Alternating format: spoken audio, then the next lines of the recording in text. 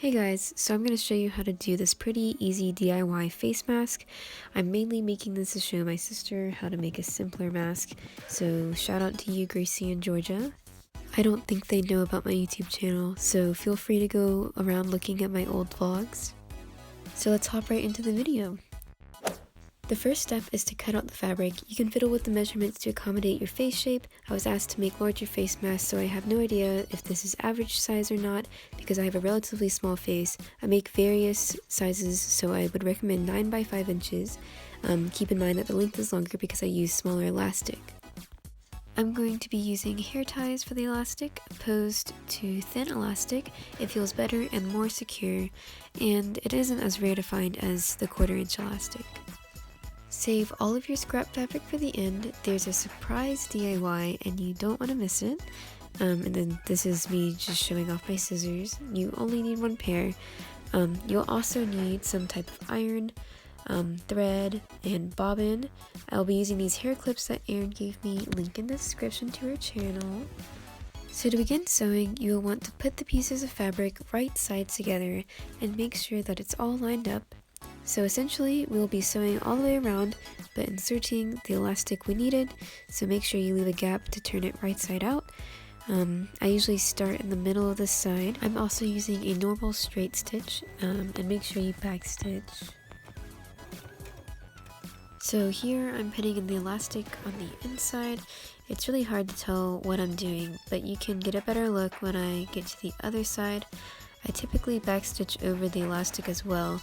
If your needle gets stuck because the elastic is too thick, then raise your needle and pick up your pressure foot and just move it slightly forward. I've had to do this several times and it's so annoying.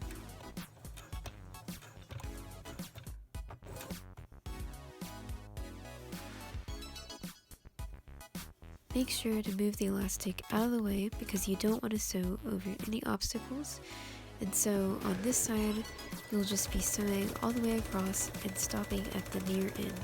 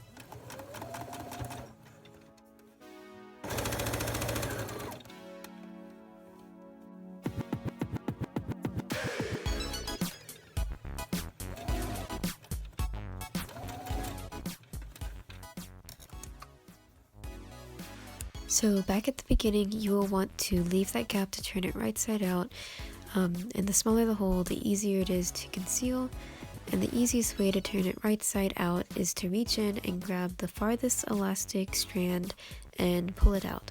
But be careful as to not pull it out all the way and get the elastic out of its place.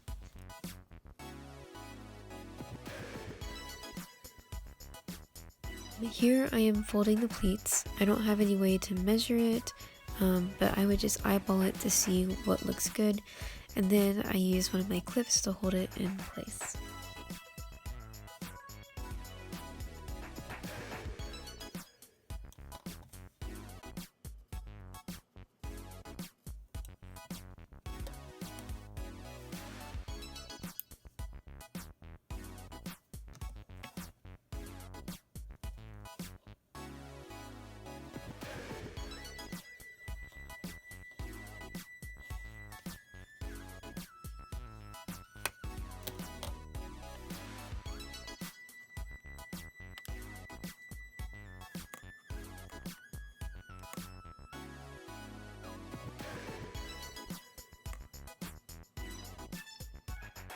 Here's the opening where we turned it around, and this will be hidden when we sew down each side, and after that we will have a finished mask.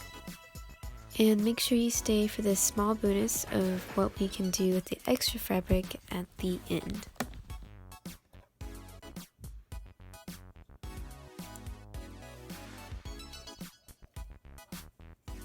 So while that's cooling, I want to show you these other hair elastics that I found at the Dollar Tree. Also, disclaimer, make sure you turn off your iron. I also have this glass surface here because my flat iron heats to 400 degrees. So at the end here, I'm going to be using the second stitch that's a bit more sturdier. I think that they make jeans with this stitch, but it's basically just back stitching.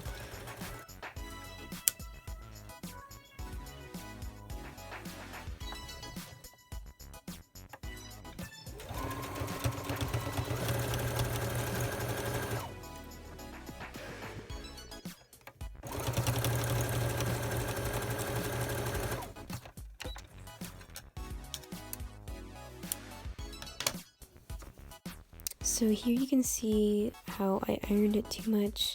I think I was trying to get some good footage, but I think I just ironed it for too long. So here we have the bonus DIY. We're going to be making scrunchies. Now it doesn't really matter how long they are, but they do have to be rectangles of some sort. So to start out, I'm going to connect these two pieces together. When you sew them, you do have to put them right sides together, but you can't really tell with this navy color here.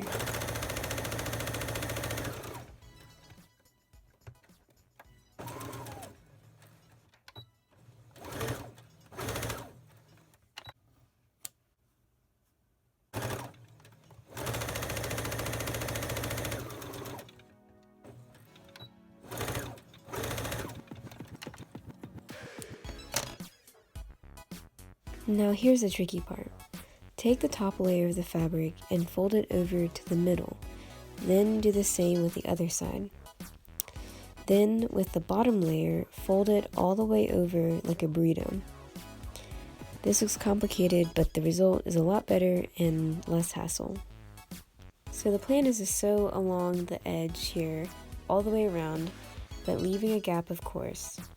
You should only be sewing 2 layers of fabric though.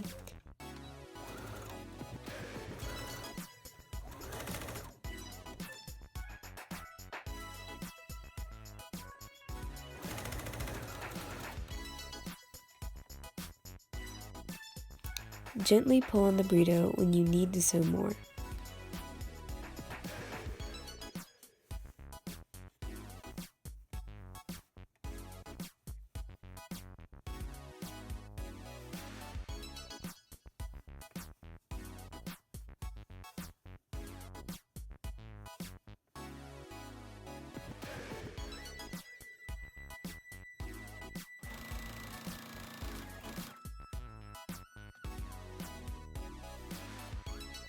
Make sure to line up the seams because it looks nicer on the outside, and make sure to backstitch.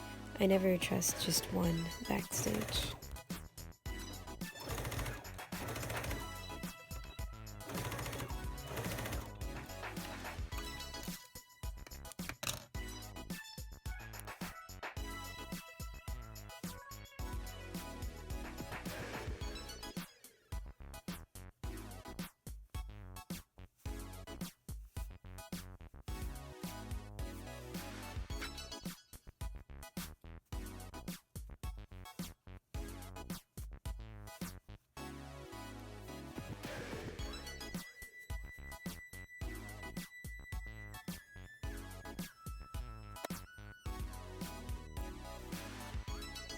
So here I am grabbing a large safety pin. Do not use a small one that easily comes undone. It is not worth being poked. I've tried and it's not fun. I suppose you can use like a bobby pin or like a hair clip, but cut out 2 hair ties and tie them together, then string the elastic through the scrunchie with the safety pin.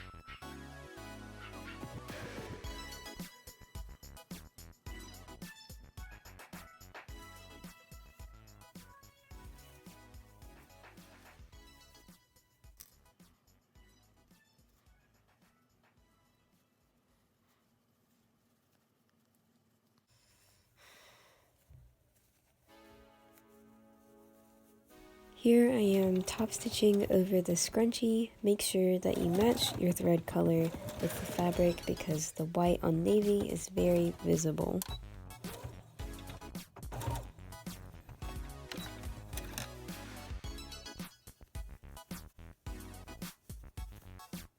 Here are the finished scrunchies. You can see where the hole was closed up here, but it's much more subtle than the navy.